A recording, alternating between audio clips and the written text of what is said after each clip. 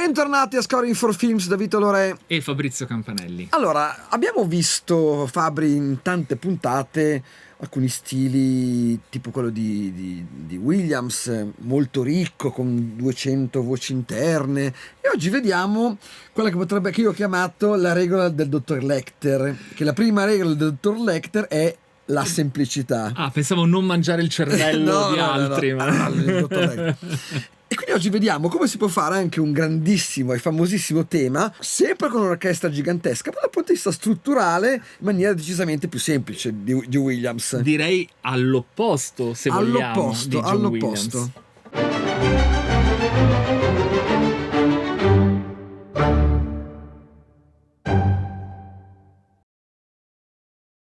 Può capitare che qualcuno si chieda ma questi due chi sono, eccetera eccetera, perché in effetti non parliamo mai di noi, no? Perché siamo troppo modesti, diverse volte ce l'hanno chiesto. Ma diciamo che incidentalmente siamo compositori, nella fattispecie di musica da film, e in questo caso prendiamo in considerazione un tema che si è innestato nell'immaginario collettivo di tutti, quello di Pirati dei Caraibi, appunto il film di Verbinski del 2003, che ha dato vita a un franchise multimiliardario, a un Johnny Depp che è mattatore, e proprio di Johnny Depp parliamo perché il tema ovviamente è He's a Pirate. Sì, è questo tema famosissimo, talmente famoso che oggi mi c'è venuto questa cosa da pensare, dice: ma Fabri, qual è stato l'ultimo tema di un film veramente che conoscono tutti?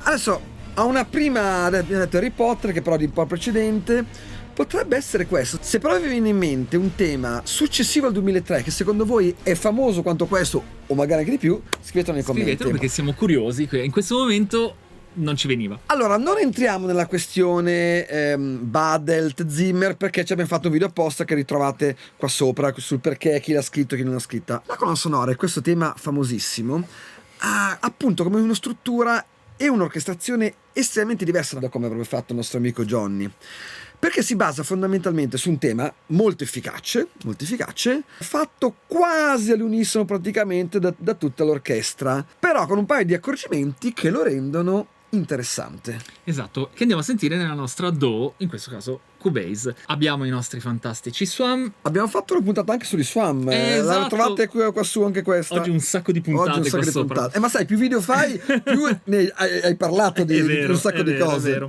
Partiamo subito, Vito, essendo questo un tema semplice, come giustamente hai fatto notare tu, dalle cose semplici, cioè le fondamenta, cioè i bassi. La zona bassa, che in questo caso è affidata ai contrabbassi e violoncelli che marciano in stato fondamentale tutta la vita nella stessa direzione, come possiamo vedere qui. Ecco, proprio c'è solo quel pezzettino, quelle due note giusto per dare un minimo ma per il resto è tutto stati fondamentali. Non si scappa. Allora, su che cosa è costruito questo tema fondamentalmente? Su un modo antico, il modo eolio, che è volgarmente una scala minore naturale. Quindi qui siamo in re minore, re, mi, fa, sol, la, si bemolle, do naturale e re. La particolarità di questo modo è che non ha quella che chi ha fatto armonia sa essere la sensibile, cioè il settimo grado, cioè quella nota che poi è veramente quella che ti porta sulla tonica e che rende un forte senso di tonalità. Qui questa cosa qui non c'è, quindi tutti i do sono do naturali. E qual è il senso? Innanzitutto che già togliendo quel do diesis hai un richiamo a qualcosa di antico. Questo è un film in costume, naturalmente. E semplificando al massimo, se trasportassimo tutto nella tonalità di do, la sensibile di cui parlava Vito sarebbe il si naturale, quindi do, re, mi, fa, sol, la, si naturale, do. In questo caso il modo eolio è simile appunto al minore, avremmo abbassati il mi bemolle, quindi do, re, mi bemolle, fa, sol, la bemolle, si bemolle. Questo ci toglie ogni dubbio sulla malinconia, sui incroci. Non manca anche qualunque tipo anche di drammaticità, per cui vogliamo l'epicità, naturalmente vogliamo l'avventura, non c'è niente di drammatico, oltretutto è un film anche abbastanza leggero, con molto humor, ecco, per cui entrare nell'ambito tonale col do diesis sposterebbe completamente il senso di questo tema. Allora questo tema, ho detto, è fatto praticamente all'unisono da quasi tutta l'orchestra. Prima si parte con una parte più scura, quindi i soliti 12 corni che avrà avuto a disposizione, che passavano di lì, i soliti 12 corni. Più avanti entrano le trombe e i legni. Concentriamoci un secondo sul tema affidato solo ai violini primi. Questo è il tema che conosciamo tutti, e sappiamo anche che nella costruzione semplice di cui tu parlavi sarà sicuramente doppiato da altri strumenti, doppiato dai corni, doppiato dai legni. È interessante notare quello che fanno i violini secondi, che fanno un piccolo contrappunto omoritmico ai violini primi che stiamo ascoltando adesso, che hanno la particolarità di rendere ovviamente il tutto più vario e più ricco, ovviamente, perché ovviamente fare tutto solo unisono, insomma, sarebbe estremamente povero dal punto di vista e ci interessa armonico. anche ai fini dell'armonizzazione, perché infatti i violini primi con i violini secondi, Li sentiamo insieme, i potenti mezzi possiamo sentirli insieme. con la famosa NASA ci ha prestato questi potentissimi mezzi con cui noi Sentiamo sentiamo insieme i violini primi e secondi. Ecco, vedete, nella regola del dottor Lecter, cioè la semplicità, non viene affidato nulla di chissà quanto strano ai violini secondi, semplicemente un controcanto che rientri nell'armonia. Quindi Esatto. niente di particolarmente da cervellotico, e ecco. delle triadi. Quindi Sì. i violini secondi divisi ci completano le triadi, ovvero il tema nella sua parte alta espressa ai violini primi è completato a livello armonico dai secondi che si dividono le altre due note delle triadi. E a proposito di triadi, come hai detto tante volte in tante puntate, la musica da film è piena di musica con le quinte parallele. Questo è il genere di musica modale in particolare, e questo tipo nello specifico deve avere tante quinte parallele, sì. perché è quello che ci riporta al modo antico. Deve insomma. marcare quel tipo di carattere. Guai a farsi, come dire, prendere dalla fissazione. Ragionando sempre sulle voci nascoste, questa volta in questa zona centrale che a noi piace molto, perché è quella zona dove si nascondono cose che uno non coglie subito, no? Appunto, voci nascoste. Sentiamo la voce nascosta della viola.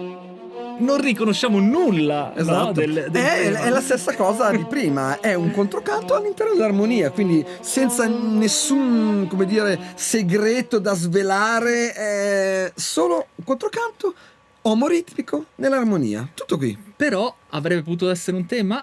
No, ma è intelligentissima nella sua costruzione, perché sentita insieme con i violini primi che fanno appunto il tema, funziona, si sente questo.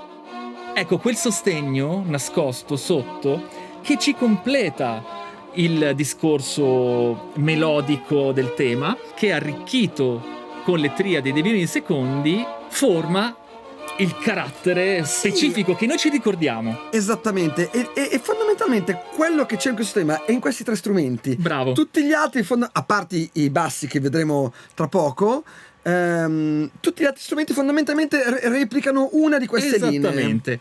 E come dicevi poco fa, è il momento adesso di riaggiungere i nostri amici violoncelli e contrabbassi, che vanno a definire il carattere modale del tema.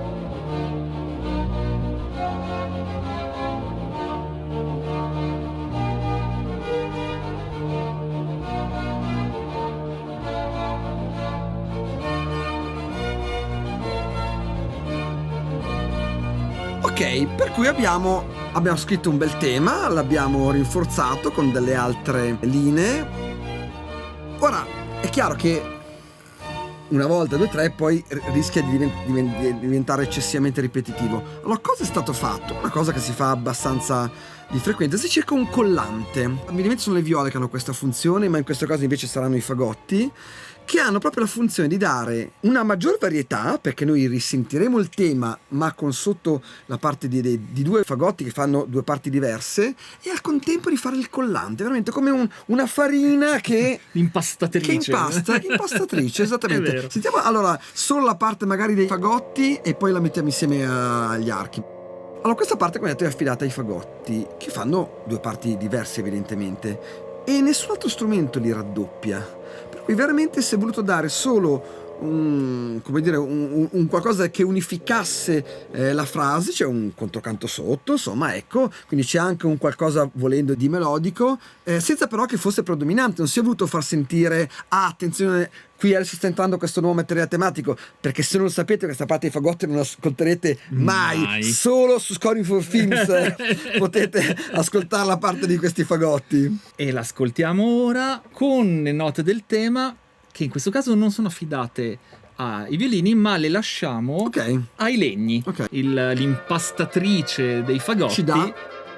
è fondamentale, perché con tutto questo materiale che lavora in staccato, dalla base, questa base lo sostiene, è il letto, no? È il mare, possiamo dire in questo caso, essendo Pirati dei Caraibi, è il mare su cui i pirati muovono. E qui possiamo già entrare nel discorso, no? Anche simbolico del perché degli staccati del tema. Gli staccati del tema rappresentano la vivacità, il dinamismo, il brio dei pirati che galleggiano e cioè, tu pensa a un tema del genere tutto legato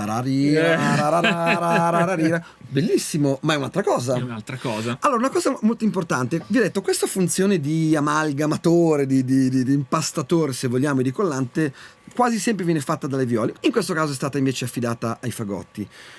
Attenzione compositori, quando lavorate con i fagotti con questa funzione, che i fagotti non vadano mai a pestare i piedi ai violoncelli e ai contrabbassi, cioè devono essere sempre comunque in una zona media, ecco, magari anche in chiavi di tenore se volete stare un po' più tranquilli. Attenzione a non fare mai che i fagotti pestino i piedi magari ai violoncelli, perché quella proprio è un errore, una sporcizia inutile. Mancano i corni, le trombe, e sentiamo tutto insieme tranne le percussioni.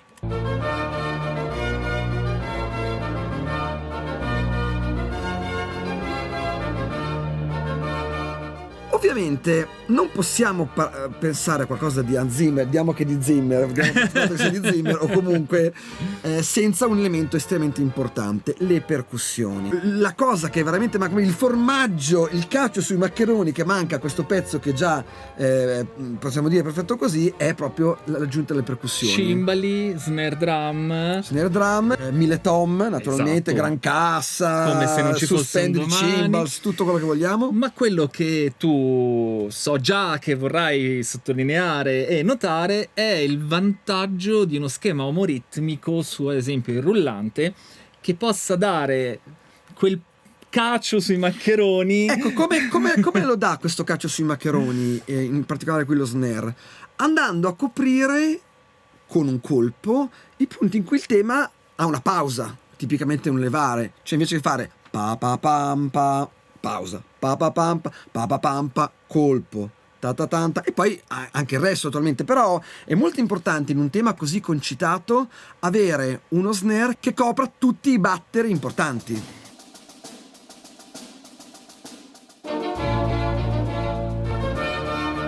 Quello che tu non sai è che ci sono anche i taiko in questa, solo che loro li hanno fatti finti. No, ovviamente è un riferimento allo scorso video che avete visto sui taiko. Se avete visto, recuperatelo qua sopra. I taiko, ecco, neanche Hans Zimmer registrerebbe i taiko, ecco, insomma.